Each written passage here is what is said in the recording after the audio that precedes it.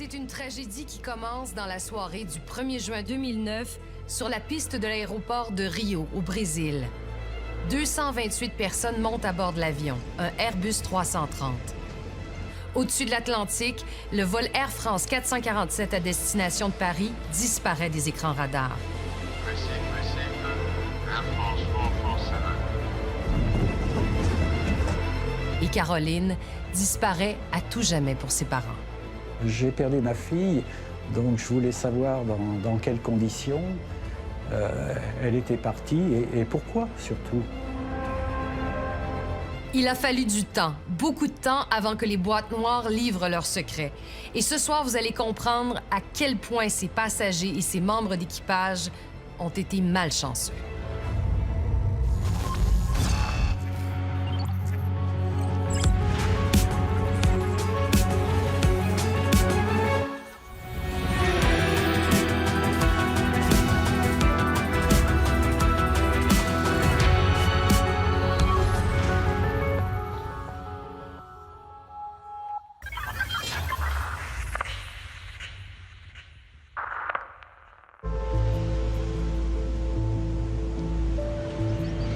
« 31 mai 2009, Rio de Janeiro, il est 19 h. Sur le tarmac de l'aéroport international, le vol Air France 447 Rio-Paris se prépare au décollage.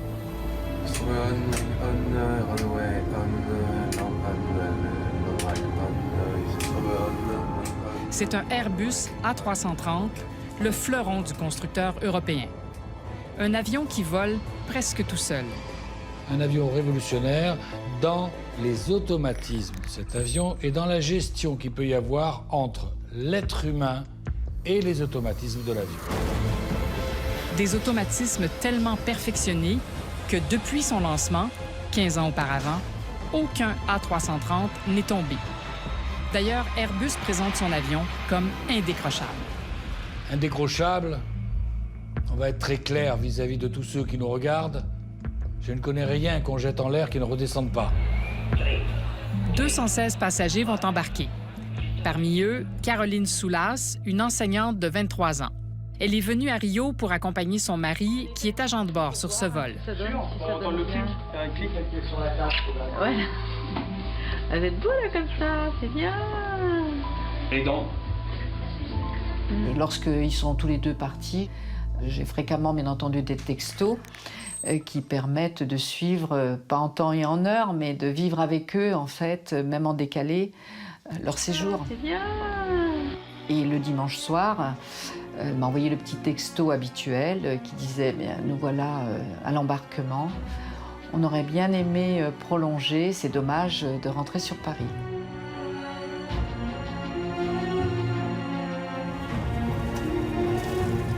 Caroline était assise à la place 25A. 4 rangées vers l'avant, à la place 21A, est assis Nicolas Touliou, un jeune cadre qui voyage souvent pour un grand restaurateur français. Nicolas devait rentrer la veille, mais il a prolongé son séjour d'une journée pour profiter de Rio. J'étais au courant de ce voyage-là parce qu'il devait rentrer donc, le 1er juin au matin et c'était donc un jour férié. Parce qu'on était sur le lundi de Pentecôte et le soir, on devait fêter l'anniversaire de mon père qui est né le 1er juin. Para décollage, pedimos que coloquiam a posto dos assentos na posição vertical, levantando travessas visíveis. Informamos ainda que a membros da tripulação. Après les consignes de sécurité, le vol Air France 447 décolle à 22h29 avec 30 minutes de retard. L'arrivée à Paris est prévue à 11h10 le lendemain.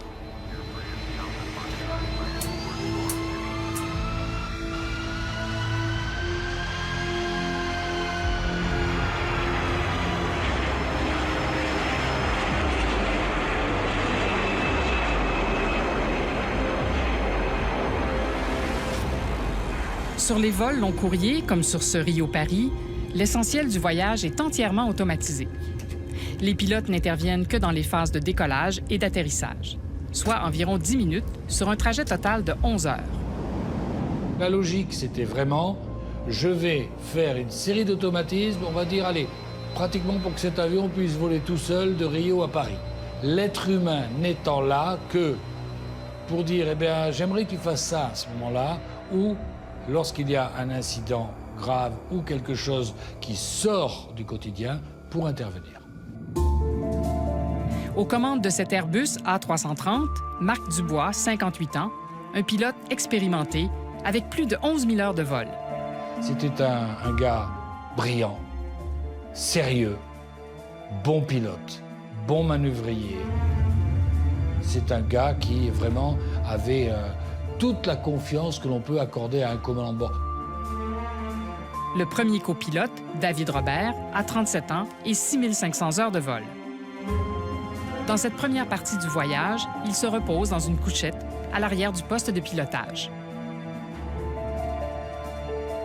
Le second copilote, Cédric Bonin, est le moins expérimenté de l'équipage. Il compte seulement 3 000 heures de vol. Il fait partie de cette génération de pilotes formés au vol en pilotage automatique. À ce moment, assis à droite, c'est lui le pilote en service de l'avion. Le commandant Dubois, sur le siège de gauche, s'occupe de la radio. À 1h35, il a le dernier contact avec le contrôle aérien brésilien. Receive, Air France 447. Good evening, level 350. Okay, Air France 447. Keep going at level 350. Bye-bye. À partir de là, l'avion se lance à l'assaut de l'immensité de l'océan. Oui, bien sûr, vous êtes seul au monde. Par exemple, lorsqu'on fait des vols transatlantiques, on reste des 3-4 heures sans pouvoir communiquer avec des moyens classiques de radio avec un contrôleur. La portée des radars est d'environ 400 km. Le vol Rio-Paris quitte la zone de couverture du radar brésilien et restera invisible pendant plus de 3 heures. Il devra réapparaître de l'autre côté de l'Atlantique, sur le radar de Dakar au Sénégal. Les avions sont sur des rails, hein. Ils sont sur des autoroutes qui sont tracées. Hein. Ils sont là où on les attend. Seulement, pour le vol Rio-Paris, les choses ne vont pas se passer comme prévu. Au petit matin, le 1er juin 2009, le vol Air France 447 n'apparaît pas sur les radars sénégalais et ne répond pas aux appels radio. À 11h04, un avion brésilien décolle vers la dernière position connue du vol Rio-Paris. L'Airbus a signalé sa présence pour la dernière fois ici, dans la nuit, à 2h10. Il s'agit d'un point au milieu de nulle part, au-dessus de l'océan Atlantique. Devant les yeux des sauveteurs, aucune trace sur la surface de l'océan. À ce moment-là, l'Air France 447 ne peut plus être en vol, faute de carburant. Il a tout simplement disparu, avec 228 passagers à bord. Un avion qui disparaît, ça n'existe pas. Là, j'ai dit, mais c'est terminé. Il n'y est plus. Au même moment, à Paris, les familles attendent leurs proches. Corinne Soulas se prépare à accueillir Caroline, sa fille. J'ai reçu un coup de fil sur le coup de 11 heures qui indiquait, en fait, par l'intermédiaire de ses beaux-parents, qui me demandaient le numéro de vol parce qu'ils avaient entendu par la voix des médias qu'un avion en provenance de Rio avait disparu des écrans radars. Je me suis écroulée sur le balcon en poussant un hurlement parce que je savais qu'il y avait quelque chose qui se passait et que c'était la fin. Pour moi, il n'y avait pas... Enfin, je sais pas, j'ai pas imaginé autre chose qu'une fin. Ça m'a tellement touchée dans le cœur d'apprendre... J'ai compris que c'était grave.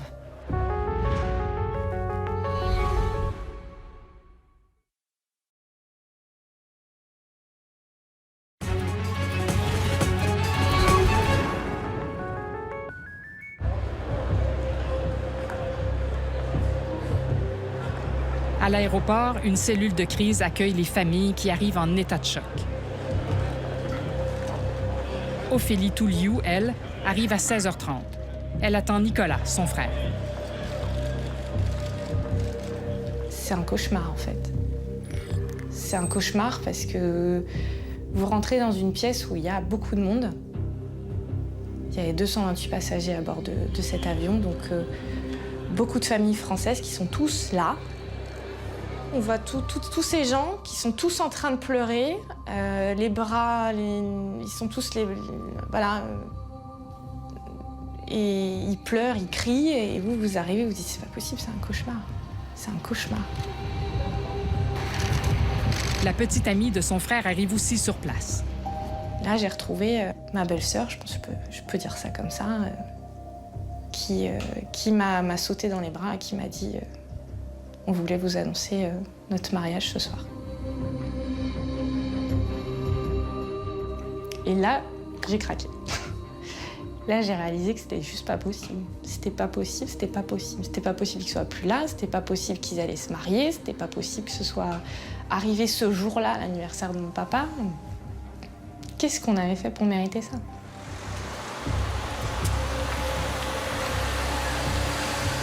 La tragédie prend une dimension nationale.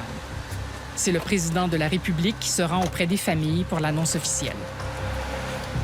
Cette nuit, nous avons perdu la trace d'un avion d'Air France avec 228 personnes à bord, passagers et personnel d'équipage. Nous n'avons aucun élément précis sur ce qui s'est passé. Pour le père de Caroline, cette annonce officielle est terrible. Et après, c'était la grande solitude. C'était la pire des solitudes. J'étais seul sur la terre avec ma douleur. Perdre d'un enfant, c'est l'incrédulité, quoi, surtout. On n'arrive pas à croire à cette réalité, à cette fatalité. À l'aéroport, les responsables se succèdent et essaient d'apporter des réponses aux familles de victimes. On attend des nouvelles jusqu'à l'arrivée de certains représentants d'Air France qui commençaient à passer voir les familles et à passer le message comme quoi l'avion aurait été touché par la foudre. C'est des phénomènes qui n'empêchent pas les avions de voler, mais qui, évidemment, peuvent créer des conditions qui peuvent dégrader la sécurité de la machine, surtout si, en même temps, il arrive des problèmes techniques. Pour élucider le mystère, le jour même, le bureau d'enquête et d'analyse auprès du ministère des Transports est chargé du dossier. L'avion, dans les dernières minutes du vol, avait émis un certain nombre de messages automatiques, des messages à CARS, qui avaient été enregistrés au centre de maintenance d'Air France. Alors, ces messages faisaient état de la perte d'indication de vitesse, de la perte du pilote automatique, ainsi que de la perte de la protection contre les décrochages. La CARS nous dit pratiquement tout. Pour nous, c'était évident que cet avion avait décroché. La durée de communication des messages à CARS a duré en gros 4 minutes, avec des incertitudes de 15 à 45 secondes. Enfin, en gros, 4 minutes. 4 minutes, vu l'altitude à laquelle était parti l'avion, c'est tout simplement la vitesse d'un corps en chute libre dans l'atmosphère. Donc cet avion, il était évident depuis le départ que cet avion était tombé en feuille morte, à plat, jusqu'à la mer. L'avion a communiqué sa position pour la dernière fois à 2h10. Les messages se sont interrompus 4 minutes et 23 secondes plus tard. Donc ça veut dire que l'avion a parcouru au maximum la distance correspondant à 5 minutes de vol entre la dernière position connue et l'accident. Un avion en vitesse de croisière parcourt 15 km par minute. En 5 minutes, le Rio-Paris a pu voler au maximum 75 km. Les recherches s'effectuent donc dans ce rayon, autour de la dernière position connue de l'avion.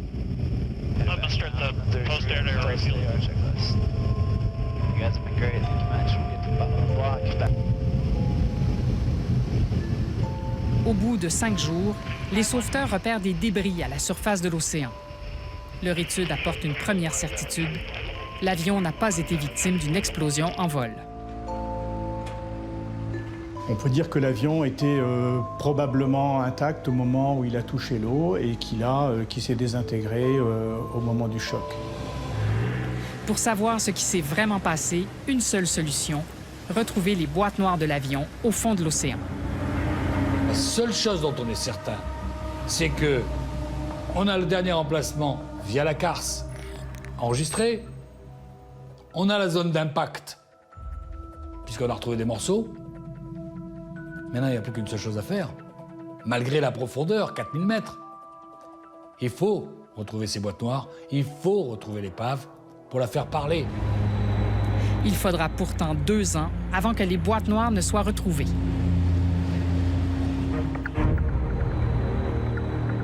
Le 2 avril 2011, après avoir sondé pour rien plus de 10 000 km² de fond marin, les enquêteurs retournent exactement à l'endroit où l'avion avait signalé sa dernière position. Et là, l'impensable se produit. Le sonar, capable de détecter des objets sous l'eau, montre une image inespérée. Sur l'écran, on devine une aile et la carlingue.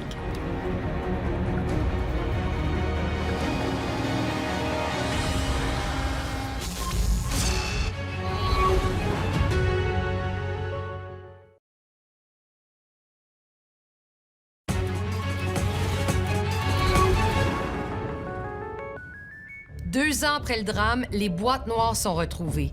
Elles étaient en parfait état et elles ont livré toutes les informations nécessaires pour comprendre ce qui s'est passé. On connaît même les paroles exactes échangées entre le commandant de bord et ses 2 copilotes jusqu'à la dernière seconde. Dans la deuxième partie de notre enquête, vous allez d'ailleurs voir des comédiens qui vont reconstituer ce qui s'est passé minute par minute dans le poste de pilotage. Récif, Air France 447. Good evening.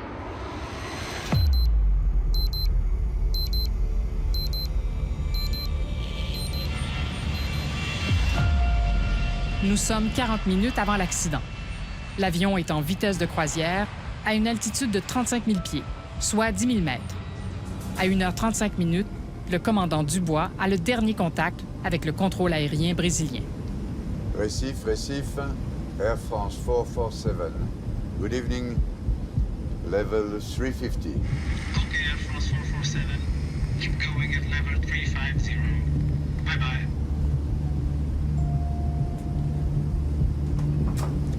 Bon, ça va être long pour toi. Essaye de dormir 20 minutes tout à l'heure. D'accord, sympa. Pour l'instant, j'ai pas envie, mais si j'ai envie, ouais. Pendant les vols long courriers, les pilotes se reposent à tour de rôle. Après 2h30 de vol, le commandant semble fatigué. Il est 1h40 minutes. J'ai pas assez dormi cette nuit. 1 heure de sieste, c'était pas assez tout à l'heure. La difficulté de la nuit, c'est qu'on est en décalage, on est fatigué et qu'on n'a pas les mêmes capacités intellectuelles et physiques qu'un vol de jour quand on part au matin à la fraîche. À 1h44 minutes, l'avion passe l'équateur. Et on passe l'équateur. On passe l'équateur, t'as senti la basse? Ah oui. Le commandant est plutôt bienveillant. Ça me rappelle mes vols un peu. Hein. Je veux dire, bon, rien de... Vous savez, on est un peu dans la routine. Une routine qui ne va pas durer. À 1h45, l'avion approche une zone de turbulence.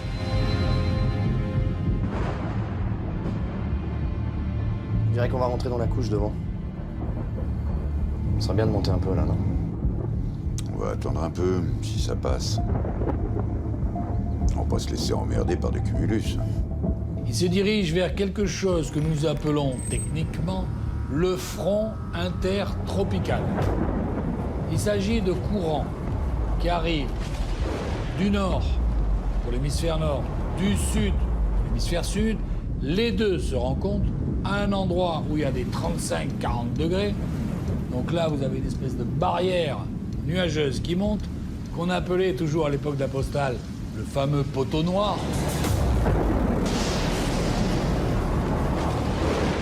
Vous voulez l'éviter? Pas être facile, ce qui fait le tour de la Terre. Pas être facile du tout. Mais ce sont des nuages très ciblés. Certains font 1 kilomètre de diamètre. Donc qu'est-ce que vous faites? Quand vous les voyez marqués sur le radar, vous en voyez un bien actif. Passez à gauche, passez à droite. Parfois, ils montent tellement haut, vous êtes obligé de rentrer dedans. C'est justement le choix fait par les pilotes ce soir-là. L'avion continue sa route et va rencontrer un phénomène rare, les feux de Saint-Elme. À un moment donné, sur le pare-brise, vous voyez comme des espèces de petits éclairs dans tous les sens. C'est très rare, hein? C'est rare qu'on en voit, mais ça arrive parfois lorsque vous passez dans des nuages qui sont très chargés en électricité. Alors quand même, quand on voit ça, on rentre un peu la tête dans les épaules. Pourquoi? Parce que ça veut dire que l'orage, la foudre est pas loin. Alors que la météo est exécrable, c'est le moment que choisit le commandant de bord pour aller se reposer. Ça va turbuler quand je vais aller me coucher. Non, regarde, on sort. Là. Jusqu'à la prochaine.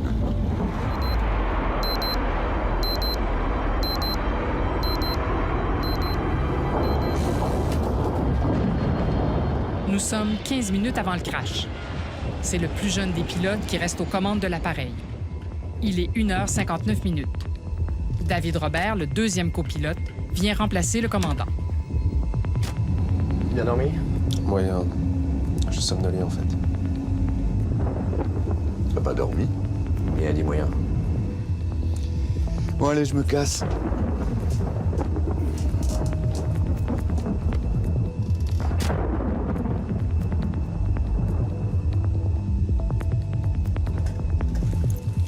Ça va où?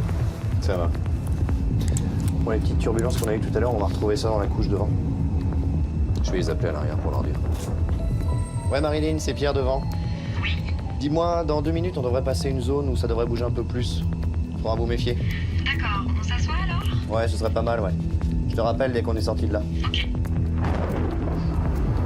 Avec la nature, il faut faire avec et pas contre. C'est elle qui sera la plus forte.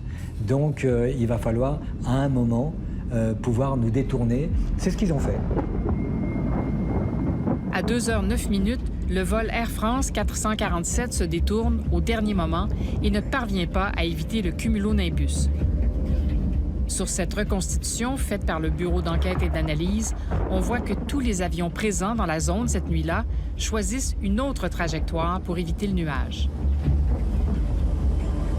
L'avion entre dans un nuage de grêle indétectable au radar.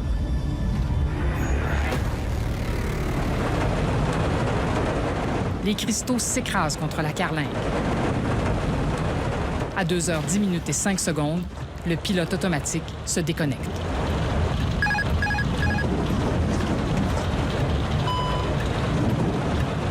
J'ai les commandes.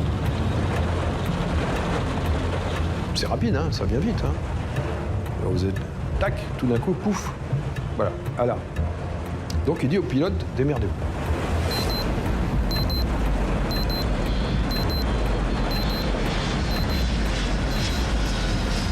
Nous sommes à 4:23 du crash.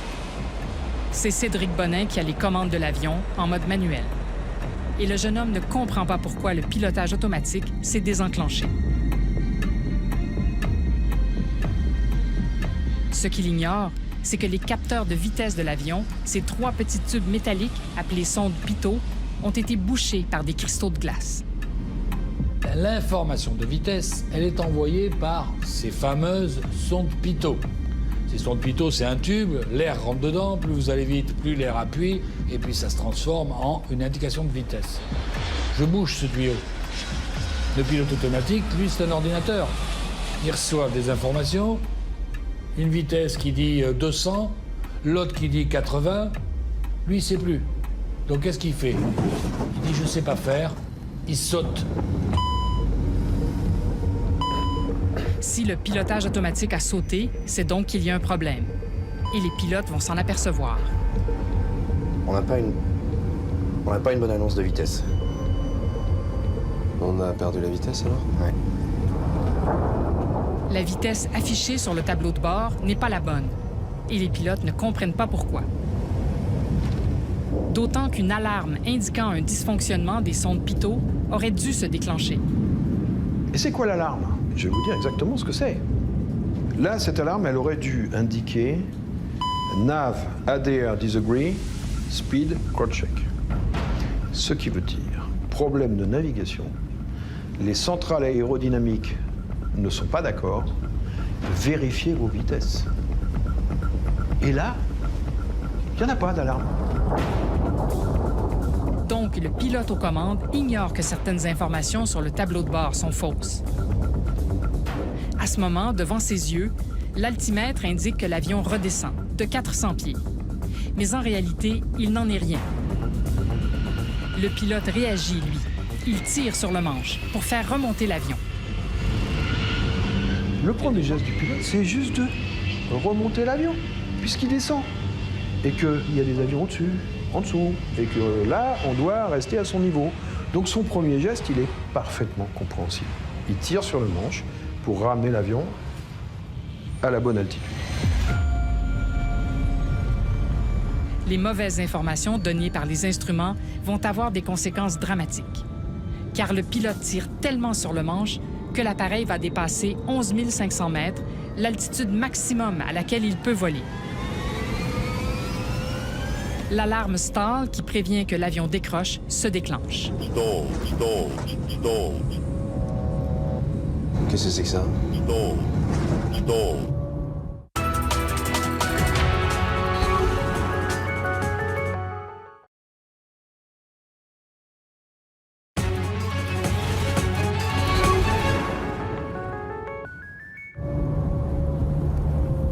La situation est critique, car l'avion commence sa chute.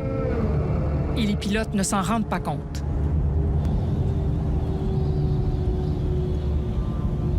Donc à ce moment-là, l'avion commence à chuter très lentement. Hein. C'est pas brutal, hein. C'est tout doucement, tout doucement. Et là, ils sont dans l'incompréhension, en effet. Personne ne comprend que l'avion a décroché. Tout se passe dans les 20-25 premières secondes. Après, il y a 4 minutes de chute. Mais moi, je maintiens que là, au bout des 25 secondes, c'est fini.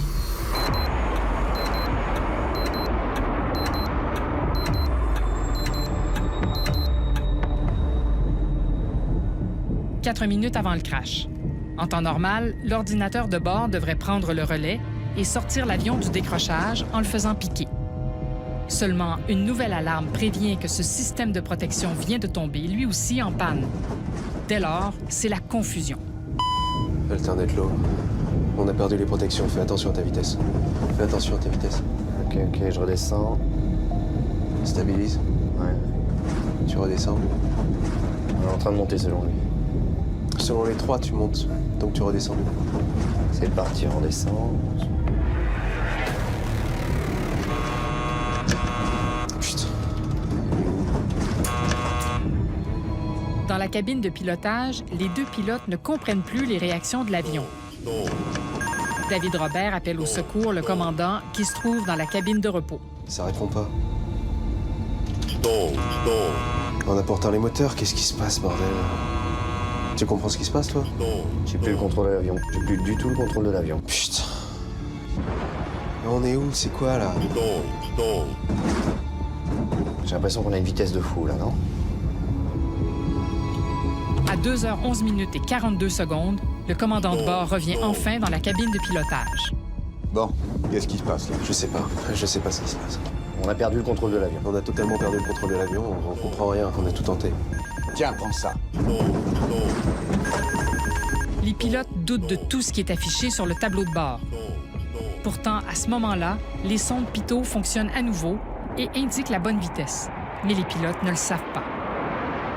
Au bout de 1 minute et quelques, la glace fond et on récupère les informations de vitesse. On récupère les deux pitots, on récupère les informations de vitesse. Mais à ce moment-là, ça fait plus d'1 minute que le drame a commencé. Ça fait plus d'1 minute que, au fur et à mesure que les secondes passent, les 3 pilotes ne savent plus quelle est la validité de l'information qu'ils ont devant.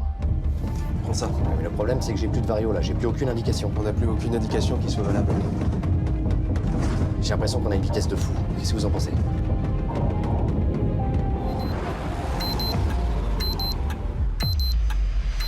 En réalité, l'avion n'avance plus. Il est en chute libre, à seulement 4500 mètres d'altitude. Dans la cabine, les passagers commencent à se rendre compte que quelque chose ne va pas. Une des hôtesses appelle les pilotes. L'hôtesse arrière, elle, qui a appelé plusieurs fois le poste de pilotage, elle a vu qu'il se passait quelque chose d'anormal. Et donc elle était au niveau de l'empennage, qui était un empennage énorme, hein, sur un A330. Et il devait y avoir un bruit d'enfer. Le bruit aérodynamique de cet empennage qui ne fonctionnait pas dans le bon sens. Les passagers, ils ont été remués dans tous les sens. Ils ont dit, je peux vous assurer que ça, il n'y en a pas un qui dormait dans la cabine, c'est une évidence. L'avion, un coup, il est parti à droite, un coup à gauche, un coup vibré, des bruits. Les accélérations qu'ils ont dû subir dans un sens, à droite, à gauche, en haut, en bas. Alors, qu'ils aient réalisé que l'avion tombait, je n'irai pas jusque-là, mais ils ont dû être, malheureusement, ils ont dû comprendre que quelque chose d'important se passait, ça c'est sûr. Pour entamer une procédure de secours, les pilotes doivent d'abord stabiliser l'avion. Ça y est, les ailes sont à l'horizontale, non? Mais les ailes à plat, oui. Et suivre l'horizon de secours. Là, ta vitesse. Tu montes. Tu descends. Descends. Descends. Je suis en train de descendre. Là. Non, tu montes là. Je monte? Ok, alors on descend. En altitude, on a quoi là? Putain, c'est pas possible. On sent vraiment que, depuis le moment où il ouvre la porte jusqu'à la fin, il est en train de voir quelque chose de dramatique devant lui quand même. Il voit un avion qui tombe à plus de 10 000 pieds minute, à plus de 3000 mètres par minute. Attendez. Et puis j'imagine que quelque part, même s'ils n'ont pas tout compris, il y a un petit coin du cerveau qui voit bien que l'affaire, ça ne va pas durer longtemps. Et ça ajoute du stress. Et vous savez qu'en situation de stress, le cerveau n'est plus capable de faire grand-chose. On a le petit, on a quoi là? Mets les ailes à l'horizontale. Les ailes à l'horizontale, c'est ce que je cherche à faire depuis tout à l'heure. Mets les ailes à l'horizontale. Ça y est, je suis à fond avec du gauchissement. Allez, doucement. On a tout perdu au niveau de l'aile gauche. Ça y est, on arrive au niveau 100 là. Niveau 100, c'est-à-dire 3000 mètres.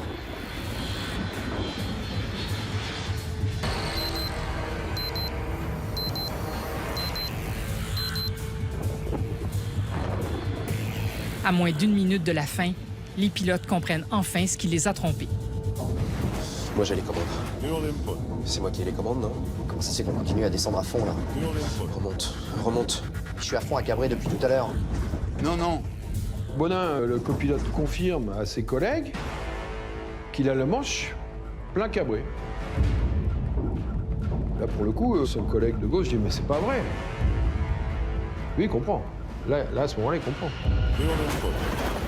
Ce que David Robert comprend à ce moment-là, c'est que Cédric Bonin a tiré sur le manche la plupart du temps, alors que pour sortir l'avion du décrochage, il fallait pousser le manche. Le pilote de gauche ne sait pas ce que fait le pilote de droite. Et le commandant au milieu non plus. Parce que les manches sont petits, sont cachés par le torse. Personne ne sait qui fait quoi là-dedans. L'équipage n'a plus de dialogue avec l'avion. Il y a une rupture de communication entre l'homme et la machine. Il y a un problème d'interface, on ne se comprend pas. Non, ne remonte plus là. Descends. Donne-moi les commandes. Vas-y, t'as les commandes. Le pilote de gauche prend les commandes, mais c'est du désespoir. Il sait très bien que c'est fini. Là, il n'y a plus rien à faire. Fais attention, tu cabres. Je cabre? Tu cabres, mais il faudrait... On est à 4000 pieds. 4000 pieds, 1200 mètres. La surface de l'océan se rapproche. De nouvelles alarmes se déclenchent. Sink rate, pull up. Vous avez une vitesse verticale, taux rate, un taux de vitesse verticale qui est beaucoup trop important avec une alarme de proximité du sol. Et là, le logiciel vous dit pull up, tirez sur le manche. C'est-à-dire qu'on n'est pas loin avant l'impact. Allez, tire! On tire. On va taper. Non mais c'est pas vrai, qu'est-ce qui se passe? À un moment donné, il y en a un qui dit c'est pas possible, on va taper. Il le sait. Quel est le réflexe humain? Jusqu'à la dernière seconde, vous allez essayer de vous battre pour essayer de sortir. C'est ce qu'ils font. Ils essaient de se battre jusqu'à la dernière seconde. Là, à ce moment-là, ils ont compris tous les trois. Mais ouais, c'est quoi? C'est quelques secondes avant l'impact. Voilà. Et puis en même temps, imaginez l'échec avec tous ces gens-là derrière. Ce qui est terrible pour Cédric Bonin, c'est de savoir que sa femme, Isabelle, est passagère à l'arrière dans la cabine et que leurs 2 enfants les attendent à Paris.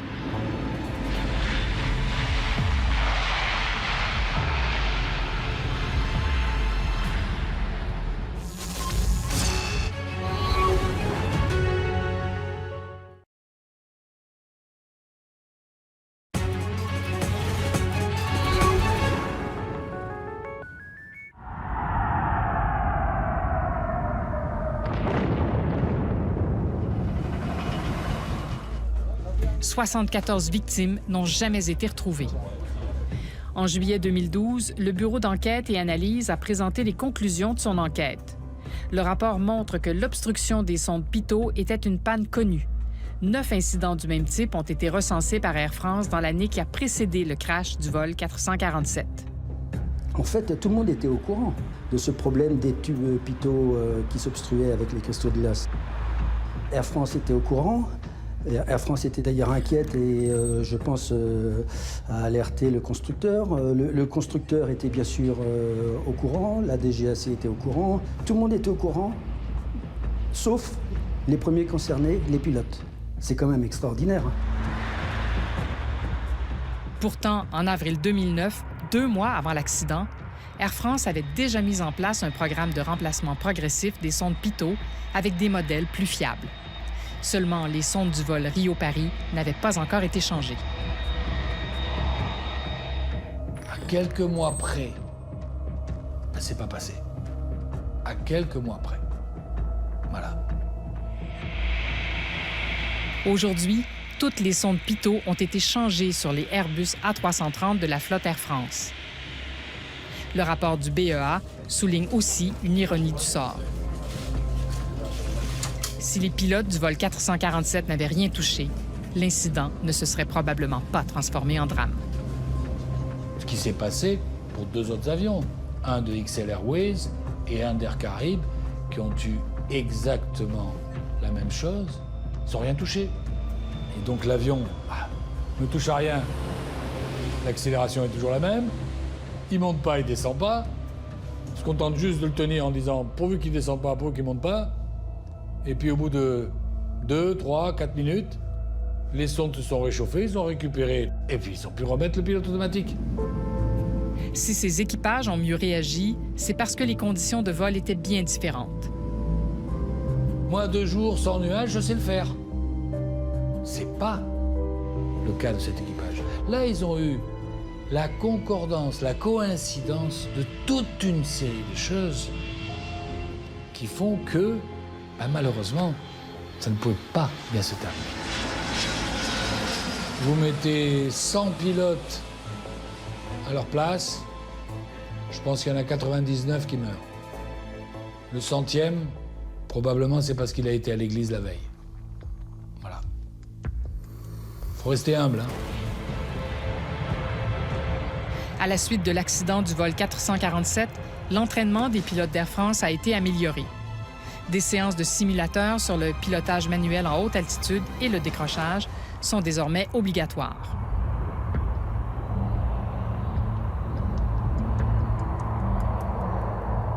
C'est vrai que Air France s'est complètement remis en question suite à cette catastrophe aérienne. Ça a été un travail de tous les jours, une amélioration de la sécurité des vols, avec une révolution culturelle au sein d'Air France absolument extraordinaire. Les constructeurs ont changé les procédures de décrochage et la décision que j'ai prise dès que ces procédures ont été changées, c'est de faire passer tous les pilotes d'Air France. Nous avons été, je pense, la première compagnie à faire ça. Tous les pilotes d'Air France sont passés au simulateur pour s'approprier la nouvelle procédure de décrochage. 8 ans après le crash, une enquête judiciaire est encore en cours. Airbus et Air France sont mis en examen pour homicide involontaire. Un procès aura lieu dans les années à venir. L'accident montre qu'il y a eu à un moment ou à un autre une défaillance dans le système, qu'il soit chez le constructeur ou chez l'opérateur, voire même les deux. Et ce débat public permet de les mettre les uns et les autres en face de leurs responsabilités. Mais la sanction la plus importante, c'est certainement pas de les condamner à X dizaines de milliers, centaines de milliers ou millions d'euros d'amende. C'est de venir dire publiquement, là, vous avez commis une faute. Là, vous vous êtes trompé et vous devez y remédier.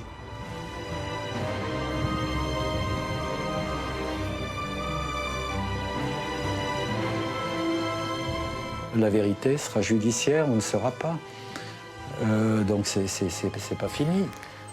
Par contre, et puis c'est d'autant pas fini que tous les jours, le souvenir revient. C'est évident. On s'est dit, mais ils sont partis, mais on ne veut pas qu'ils soient partis pour rien. Si demain ça devait se reproduire, c'est hors de question. S'il y a eu des manquements, il y a eu des choses qui ont été mal faites, et qu'aujourd'hui ils sont morts à cause de ça, on veut savoir qui, pourquoi, comment, et que ça ne se reproduise plus jamais. Quand vous perdez un enfant, la vie n'est plus la même. C'est une partie de votre avenir qui s'est évaporée. Pour moi, Caroline, elle est restée à Rio, elle est au Brésil. Elle n'est pas ailleurs qu'au Brésil. J'imagine qu'elle dort au fond de l'océan, comme une sirène, la petite sirène de Walt Disney. Depuis l'accident du vol Rio-Paris, aucun avion d'Air France, heureusement, n'a été impliqué dans un accident aussi grave. Par contre, le mystère est encore total sur ce qui est arrivé au Boeing 777 de la Malaysia Airlines, qui s'est abîmé dans l'océan Indien avec 239 personnes à bord en mars 2014. Le vol MH370 devait relier Kuala Lumpur à Pékin, mais des débris ont été retrouvés beaucoup plus à l'ouest, sur les côtes de l'Afrique. 3 ans plus tard, on ne sait même pas où est cet avion, encore moins ce qui a causé cette catastrophe. C'est tout pour ce soir. Au nom de toute l'équipe, on espère que vous avez apprécié ce reportage et on vous donne rendez-vous la semaine prochaine pour une autre enquête.